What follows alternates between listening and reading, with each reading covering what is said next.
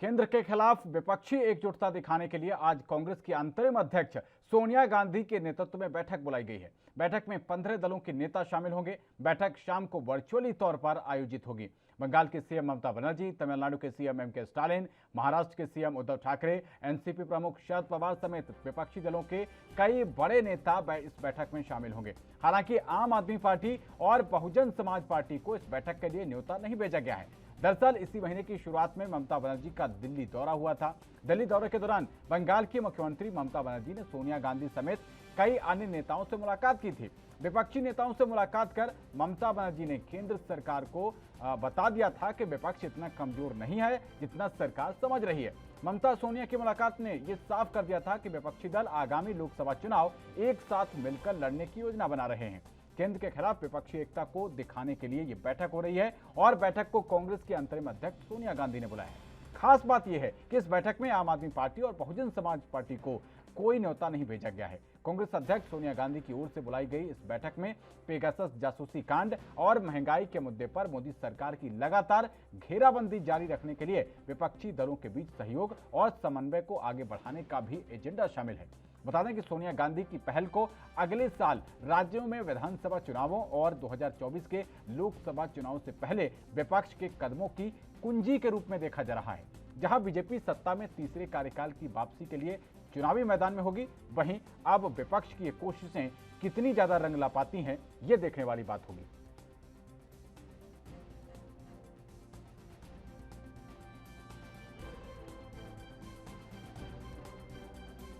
तो बड़ी बैठक दिल्ली में एक बार फिर से सोनिया गांधी कवायद करती हुई विपक्षी एकता को इकट्ठा करने की और उसको साफ तौर पर मोदी सरकार को संदेश देने की कोशिश की। विपक्ष जो है वो एकजुट है।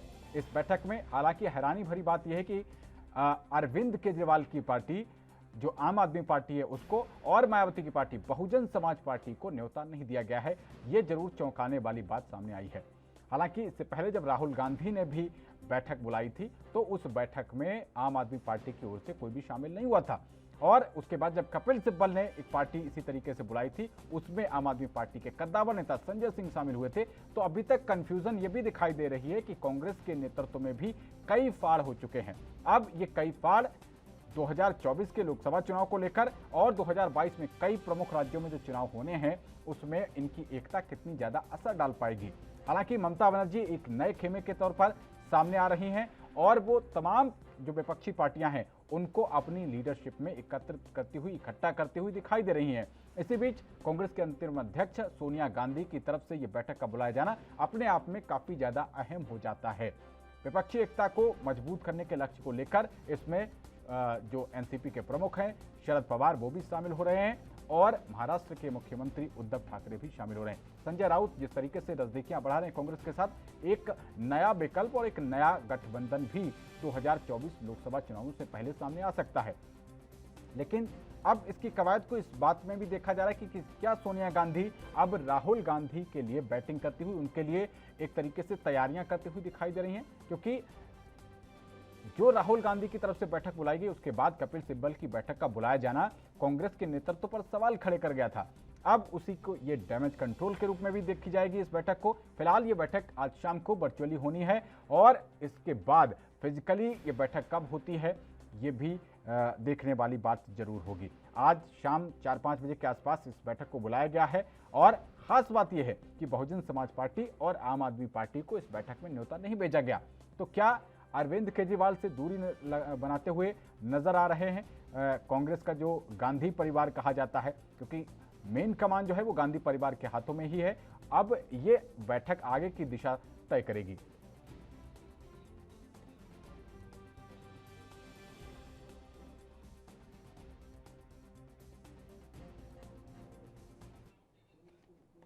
तो चर्चा की शुरुआत करते हैं। हमारे साथ अभी बीजेपी नेता राहुल आनंद जी जुड़ गए हैं। राहुल जी, बहुत स्वागत है एनबी न्यूज पर आपका। जिस तरीके से अब ये विपक्ष एक बार फिर से कवायद करता हुआ नजर आ रहा है, राहुल गांधी की बैठक के बाद जिस तरीके से कपिल सिब्बल ने एक बैठक बुला ली, अब सोनिया गांधी जी, क्या इसको आप डैमेज कंट्रोल मानते हैं या वाकई आपके लिए 2024 में और 2022 में कई प्रमुख राज्यों में जो चुनाव होने वाले हैं एक बड़ी चुनौती? देखिए, अभी फिलहाल कांग्रेस जो विपक्ष है हमारा, वो अपने नाम की पहचान बनाने में व्यस्त है। और जिस प्रकार से संसद का मानसून सत्र को हंगामेदार बना दिया गया और इसको नाकाम कर कर और विपक्ष ने अपने सांसदों का पेट थपथपाने का काम किया है, इससे देश को कुछ हासिल नहीं हुआ, नुकसान ही हुआ है। अगर आप बात कर लेंगे 2014 से, तो 2014 से सोनिया गांधी जी एक ही बात कह रही है जो लगातार है कि लोकतंत्र खतरे में है, मौलिक अधिकार खतरे में है, लेकिन उन्होंने अब तक ये नहीं बताया कि लोकतंत्र किस प्रकार से खतरे में है और कहां पे खतरा है। जबकि जिन नेताओं को वो निमंत्रण दे रही है बैठक में आने के लिए, उसमें तो सबसे ज्यादा लोकतंत्र की अगर कहीं हानि हो रही है और जो जो संविधान की जो दुहाई देने की बात होती है वो तो बंगाल है। बंगाल में तो मानवाधिकार आयोग के भी लोगों ने कहा है। तो ये साफ और स्पष्ट नजर आता है कि 2014 से जो बातें वो लेकर बैठी है उसमें कहीं कुछ नहीं होना है। और जिस प्रकार से वो सब दल को एकजुट कर कर अपने परिवार के लड़के को, अपने बेटे को आगे बढ़ाने का काम कर रही है, तो मुझे नहीं लगता है और हमारे पार्टी को भी नहीं लगता है कि अभी विपक्ष 2024 की तैयारी कर रहा है। फिलहाल वो अपने बेटे को समृद्ध बनाने का प्रयास कर रहा है, मैं यही समझता हूँ। क्योंकि एक विपक्ष ने एक बहुत ही महत्वपूर्ण बात कही थी जो पूरे देश के सामने माफी मांगने का काम करना चाहिए उनको। उन्होंने एक बात कहा था, जब अनिश्चित काल के लिए जब संसद को इन्होंने ठप किया, उसके बाद इन्होंने एक सवाल किया देश की सरकार से कि संसद क्यों नहीं चली, जबकि संसद ना चलने में इनका सबसे ज्यादा रोल था। तो इस प्रकार की अगर अनाप शनाप बातें करेंगे तो जनता समझदार है, जनता सारी बातों को देखती है और समझती है। और 2024 के लिए पहले तो इनको ये तय करना पड़ेगा कि इनका कैंडिडेट कौन होगा। और जिस प्रकार से इन्होंने 2 लोगों को निमंत्रण नहीं दिया है, जिसमें आप और बीएसपी आती है, तो ये मैं नहीं कह सकता कि विपक्ष एकजुट होने के लिए तैयार है। वो पहले भी इस प्रकार के प्रयास किए जा चुके हैं, लेकिन मोदी सरकार को पीछे करने के लिए ये जो रणनीति बनाते हैं उसमें कहीं ना कहीं देश की जनता भी समझती है कि ये सारे लोग अपने स्वार्थ को लेकर एक दूसरे से जुट रहे हैं। इन्हें देश से कोई बहुत ज्यादा मतलब नहीं है जी। लेकिन राहुल जी, जिस तरीके से आप बता रहे हैं कि आम आदमी पार्टी और बहुजन समाज पार्टी को न्योता नहीं गया, कोई भी बड़ा गठबंधन होता है जिसमें कई पार्टियां होती हैं तो थोड़े बहुत मतभेद तो लगे रहते हैं। आपके भी, आप देखिए पेगासस के मुद्दे पर नीतीश कुमार जी आपके साथ नहीं है, वो जांच की बात कर रहे हैं। देखिए, मुद्दा ये होता है कि जब आप सरकार चलाते हैं तो विपक्षी दल और खास करके जो आपके सहयोगी लोग हैं वो लोग आपकी किन किन बातों पे संतुष्ट होते हैं, ये एक महत्वपूर्ण बात होती है। और जहां तक माननीय नीतीश कुमार जी की बात है कि वो जो बातों को कह रहे हैं तो सरकार उनको जवाब देकर उनको संतुष्ट भी करेगी, ये हमारा फर्ज बनता है। लेकिन जब विपक्ष अपनी मजबूती दिखाने का प्रयास करता है और मनमस्त हाथी की तरह जब वो चलने का प्रयास करता है तो उस वक्त अगर कोई छूट जाता है तो कहीं ना कहीं ये कयास जरूर लगाया जा सकता है कि अभी एकता को होने में समय है। और जहां तक नीतीश जी का बात है तो नीतीश जी ने एक चीज स्पष्ट जरूर किया है, उन्होंने कहा जरूर है कि पेगासस की एक बार जांच होनी चाहिए, सरकार को इस पर जवाब देना चाहिए। मैं उनके बयानों का समर्थन करता हूं, लेकिन वो हमारी सरकार में बने हैं और सरकार के विकास को आगे बढ़ा रहे हैं। लेकिन विपक्ष में अगर लोग वापस आते हैं आपके पास राहुल जी। इसी बीच हमारे साथ कांग्रेस प्रवक्ता सीके ठाकुर जी जुड़ गए हैं, बहुत स्वागत है सीके ठाकुर जी। जिस तरीके से अब ये आज बैठक बुलाई जा रही है, इससे पहले राहुल गांधी जी ने टी पार्टी बुलाई थी और कपिल सिब्बल ने उसके जवाब में एक नई बैठक बुलाई थी। क्या इसको डैमेज कंट्रोल के रूप में देखा जाए सीके ठाकुर जी, कि राहुल गांधी की स्वीकार्यता को अब वो सभी पक्षों में स्वीकार करने के लिए ये कवायद कर रही है सोनिया गांधी जी? नहीं, कपिल सिब्बल जी का अपना एक कुछ होगा, अपनी उनकी सोच होगी। ऐसा नहीं है। सोनिया गांधी जी आज जो बैठक बुला रही हैं इसमें चूंकि देश में जो बेरोजगारी का मुद्दा है, जो महंगाई का मुद्दा है, इस मुद्दे पर चूंकि देश की जनता परेशान है, माननीय प्रधानमंत्री जी को समझ में नहीं आ रहा है कि वो करना क्या चाहिए और कर क्या रहे हैं। तो इसलिए सोनिया जी का एक प्रयास हो रहा है सभी विपक्षी दल एक साथ होकर के हम इस कार्यक्रम को आगे बढ़ाएं ताकि देश की जनता का कल्याण हो सके। उनका ये सोच है जी। सीके ठाकुर जी, जब संसद में यही बात आज आप बता रहे हैं कि महंगाई और बेरोजगारी को लेकर ये बैठक बुलाई जा रही है, जब इन मुद्दों को संसद में सदन में उठाना था तब तो आप लोग पेगासस को प्रमुख मुद्दा बना रहे थे, आप लोगों ने संसद नहीं चलने दी। तब उस समय उस एक महत्वपूर्ण समय का सदुपयोग क्यों नहीं किया आप लोगों ने? पेगासस भी एक बड़ा मुद्दा था, क्योंकि जब आपके घर में जासूसी हो, आपके फोन का जासूसी हो, आपका फोन का टैपिंग हो और आपकी एक एक गतिविधि पे बुरी नजर रखी जाए तो उसका तो जरूरी है करना पहले। क्योंकि देश में जब अपने ही दुश्मन होते हैं, जब हमारे रक्षक ही भक्षक हो जाएंगे, तो ये बड़ी परेशानी थी। इसलिए वो मुद्दा उठाना जरूरी था। लेकिन अभी हम लोग को क्या करना है, एक रणनीति के तहत सोनिया जी ने इस चीज को बुलाया है। जी, साफ तौर पर ये माना जाए सीके ठाकुर जी कि राहुल गांधी की स्वीकार्यता को लेके वो सबको जस्टिफाई कर रही हैं, सबको एक मंच पर ला रही हैं। ये जरूरी नहीं है। ये ऐसा नहीं है। राहुल जी की स्वीकार्यता की बात कहीं नहीं है। विपक्ष जो सब मिल करके एक साथ जो कदम उठाएंगे, जो निर्णय होगा किया जाएगा। क्योंकि सबों का मन था कि नहीं, एक साथ सोनिया जी के नेतृत्व में एक कार्यक्रम हो, तो वो ऐसा हो रहा है। लेकिन अब उस मुद्दे में उस बीच में कौन कौन क्या बोलेंगे, किनका क्या मत होगा, उस पर डिपेंड होगा। ऐसा नहीं है कि राहुल जी के लिए किया जाए, कर रही है सोनिया जी। ठीक है सीके ठाकुर जी, एक बड़ी बात कही है आपने, मुझे नहीं पता आप कितना गंभीरता से कह रहे हैं कि सिर्फ राहुल जी की स्वीकार्यता को लेकर ही बैठक नहीं है। क्या कोई नया चेहरा भी आ सकता है, ये समझा जाए? क्या ममता बनर्जी या अन्य किसी नेता के चुनाव में जिस तरीके से 2004 से 14 के बीच मनमोहन सिंह जी का फेस रहा और सोनिया गांधी जी ने बहुत ही कुशलता के साथ यूपीए गठबंधन को चलाया, क्या कोई नया चेहरा भी विकल्प बन सकता है? जब सभी दलों का मत हो कि नए चेहरे आएंगे और देश के कल्याण के लिए कुछ भी संभव है। ऐसा नहीं है कि राहुल जी के लिए मीटिंग बुलाया जा रहा है, ऐसा कुछ भी नहीं है। जब विपक्षी एकता हो जाएगी, विपक्ष लोग एक हो जाएंगे कि नहीं इस मुद्दे पर आना चाहिए, प्रधानमंत्री कौन बनेगा, ये तो बात है। जी ठीक है, वापस लौटते हैं आपके पास। राहुल आनंद जी वो कह रहे हैं कि पेगासस मुद्दा भी एक महत्वपूर्ण मुद्दा था और बड़ा कमेंट किया उन्होंने, रक्षक ही भक्षक बन जाए। देखिए, विपक्ष की गंभीर संसद में देश में देख ली है कि वो किस प्रकार से अपने सांसदों का पीठ थपथपा रहे हैं संसद नहीं चलने देने के लिए, जबकि करोड़ों रुपए का नुकसान हुआ संसद को नहीं चलने देने के लिए। और एक सबसे बड़ी बात यह है कि जब माननीय प्रधानमंत्री जी ने इस बात को स्पष्ट कहा था कि कोरोना को लेकर आप चर्चा कीजिए और आप अन्य मुद्दों पे तीखी सवाल पूछिए, उसका जवाब सरकार देगी, तो यहीं पे ये जो गंभीरता है इसका समाधान हो जाता है कि विपक्ष कितना गंभीर है मुद्दों को लेकर। विपक्ष सिर्फ और सिर्फ अपनी राजनीतिक रोटियां सेकने के लिए और अपने डेवलपमेंट की चिंता में लगा है कि उसे किस प्रकार से अपने आप को आगे बढ़ाना है। और जहां तक रक्षक ही भक्षक बन जाए तो थोड़ी देर के लिए हम मान भी लें, देश की अगर जो हालात है, आप बताइए पश्चिम बंगाल छोड़कर क्या ऐसी स्थिति पूरे देश में किसी राज्य में है जहां गैर भाजपा की सरकार हो?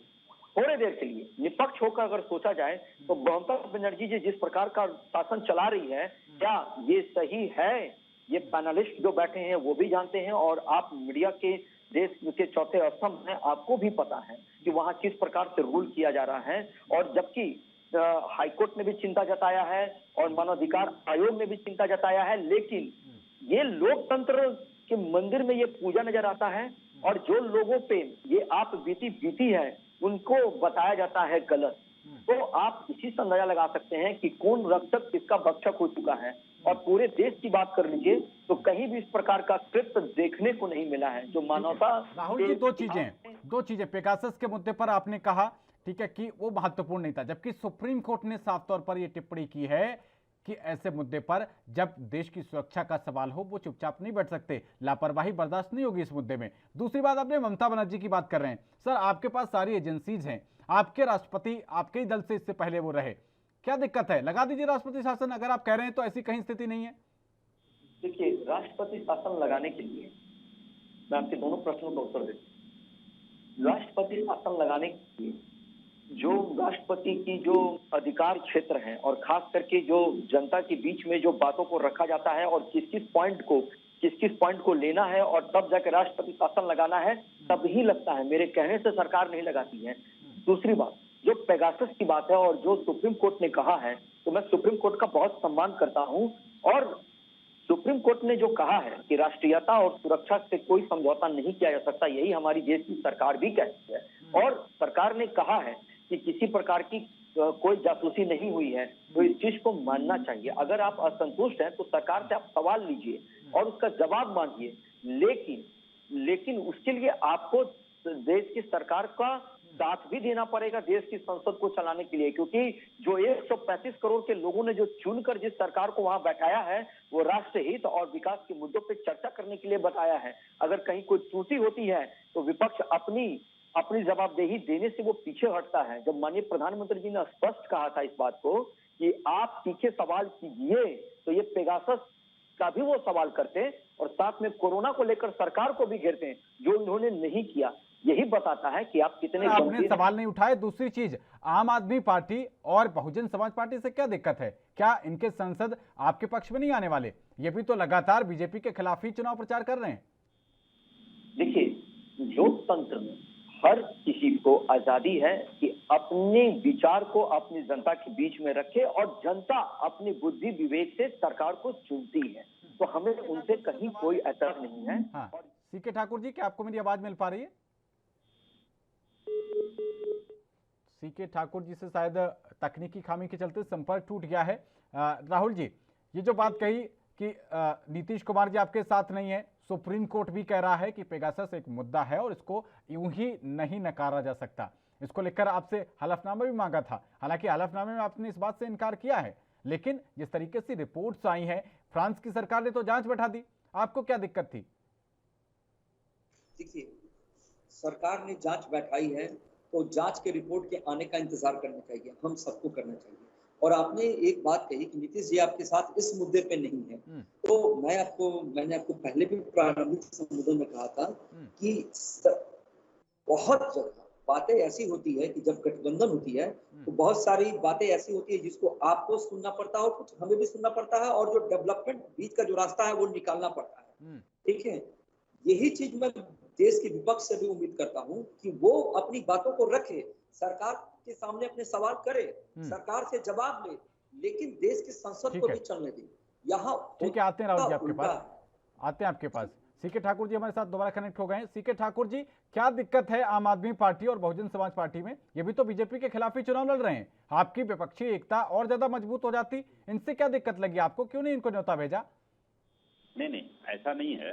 हो सकता है कि उनका मन नहीं हो। जब कोई भी पार्टियां जब अपना मीटिंग रखती है तो इंटरनली कुछ कुछ बातें होती, हो सकता है कि उनका मन नहीं हो, इसलिए उनको निमंत्रण नहीं दिया होगा, ये हो सकता है। राहुल गांधी की जो टी पार्टी सबसे पहली हुई थी, उसमें भी आम आदमी पार्टी ने प्रतिभाग नहीं किया था, लेकिन कपिल सिब्बल ने जब पार्टी बुलाई थी, उन्होंने भी यही बात कही थी कि वो भी विपक्षी एकता को ही आगे बढ़ाने का काम कर रहे हैं। उस बैठक में संजय सिंह जी जोर शोर से शामिल हुए थे। जी हाँ, उसके बाद कुछ उनका होगा, इसलिए वो उनको नहीं बुलाएगा, ऐसी कोई बात नहीं है। जैसे वो उनका इंटरनल मन होता तो हम लोग जरूर उनको कॉल करते हैं। जी, तो सीके ठाकुर जी, 2024 क्या आपको अभी से ही बहुत ज्यादा चिंता में डाल रहा है कि आपने 3 वर्ष पहले ही चुनाव की तैयारी कर दी है 2024 को लेके? नहीं, 24 की चिंता नहीं है, चिंता जनता की है। इतनी जनता जो बेरोजगारी और महंगाई का मार झेल रही है। आप देखेंगे 2014 से लगातार जनता की चिंता की बात तो बेमानी लगती है सीके ठाकुर जी, क्योंकि जनता के मुद्दों पर जब बात होनी थी उस समय जनता की जासूसी नहीं हुई थी, वो आप लोगों के नेताओं की जासूसी हुई थी, जैसा कि आप कह रहे हैं, जो कि अभी तक प्रूव नहीं हो पाई है। आपने कहीं उसको लेकर एफआईआर नहीं कराई है। जब जनता के मुद्दों की बात होनी थी तब आपने संसद चलने नहीं दी।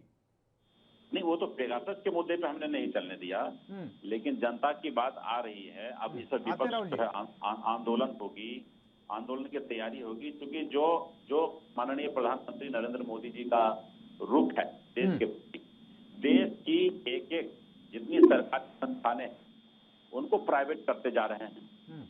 देश में जितने लोग रोजगार के अवसर प्राप्त करते थे कांग्रेस के रीजन में, वो हो नहीं पा रहा है। ये बहुत ही मुश्किल का दौर चल रहा है। आप देखिए, रेलवे का जितना पार्ट करके वो बेच रहे हैं, steel authority for India limited उनका एक एक प्लांट को बेच रहे हैं, एयरपोर्ट अथॉरिटी को, हर चीज को धीरे धीरे करके प्राइवेट कर रहे हैं। लेकिन जो सरकार का नजर रहता है कि हमारी जनता कहाँ है। आरक्षण का मुद्दा है, देश में जो आरक्षण है गरीबों के लिए, अति पिछड़ों के लिए, SC ST OBC के लिए, ये सारे मुद्दे को प्रधानमंत्री जी धीरे धीरे खिसकाते जा रहे हैं। देश की जनता का विकास नहीं होगा, जिस देश की जनता की तरक्की नहीं होगी तो फिर कैसे ये देश तरक्की कर सकता है? ठीक है, जवाब लेते हैं। राहुल जी, कुछ ऐड करना चाह रहे हैं आप? बड़े भाई, मैं सीके ठाकुर जी को एक चीज बताना चाहूंगा कि जो आरक्षण की जहां तक बात है, तो अभी जस्ट OBC आरक्षण पे जो हम लोगों ने बातें की और जो बिल को पास किया, वो इसी की देन है। और जो SC ST की जहां तक बात है, तो SC ST में भी बिल, SC ST कानून में हमने संशोधन किया था कि किस प्रकार से उनकी और बेहतरी के लिए बात किया जा सके। और जहां तक जहां तक बात, जहां आपने तक तो सुप्रीम कोर्ट का आदेश ही पलट दिया था, ये कहिए संसद से। तो हमने क्या किया, हमने SC ST के फेवर में ही इस चीजों को किया, जबकि सरकार संवेदनशील है और सरकार को भी पता है कि क्या वास्तविकता है। और दूसरी बात, जो इन्होंने बात कही प्राइवेटाइजेशन की बात कही, तो इनको मैं बता दूं कि मनमोहन जी की सरकार में ये शुरुआत हुआ था और सबसे ज्यादा प्राइवेटाइजेशन मनमोहन जी के ही सरकार में हुआ था। तो यहाँ पे जो देश की बेहतरी है, और एक बात बता दूं आपको कि आज से अमेरिका, चीन 50 साल पहले अपने ट्रांसपोर्ट को प्राइवेटाइज कर चुका है, तभी जाकर वहां पे आज ट्रांसपोर्टेशन की इतनी बेहतरीन सुविधा उपलब्ध हो पाई है। तो समय के हिसाब से सुविधा को अगर निखारना है, उस देश में और पारदर्शिता लाना है, तो उसके लिए आपको प्रतिबंधित रहकर अपने कर्तव्यों को निष्ठापूर्वक निर्वहन करना ही होगा। आप ये कह रहे हैं कि जब सरकारी अधिकारी, सरकारी कर्मचारी निकम्मे नाकारा हो जाएं, जब वो अपनी ड्यूटी सही तरीके से निर्वहन ना कर पाएं, तो उस चीज को उठा के प्राइवेट कर दो, जो खासकर अभी BSNL के मामले में देखने को आ रहा है। BSNL की कैसी व्यवस्थाएं चल रही हैं पूरे देश में, आप जान सकते हैं, और इसीलिए अगला नंबर क्या इसी का है, यही माना जाए। देखिए, ये जो सुधार की जो नीति होती है, और सरकार ने इसमें VRS का भी प्रोविजन रखा है कि अगर आप नहीं करिएगा काम, क्योंकि आपको जनता के सेवक हैं और जनता के नौकर होने की वजह से आपको जनता की बातों को मानना होगा और करना होगा। अगर आप तनख्वाह लेते हैं सरकार से, तो आपको उसका अनुसरण करना होगा, उस काम को अनुसरण करके उसका प्रतिबंधित होना पड़ेगा उस काम के लिए। लेकिन यहाँ पे जो सरकारी बाबू रहते थे, वो चीज को सरकार ने बदल दिया है। जो कांग्रेस के शासनकाल में चलता था कि 12 बजे तक लेट नहीं, 2 बजे के पहले भेंट नहीं वाला जो कहावत था, उसको हमने 10 बजे तक अगर पंचिंग नहीं हुआ, वो अब नहीं मानेंगे तो आप उसको प्राइवेट कर देंगे। बहरहाल बहुत शुक्रिया राहुल और CK ठाकुर जी, आप दोनों का NB न्यूज से जुड़ने के लिए।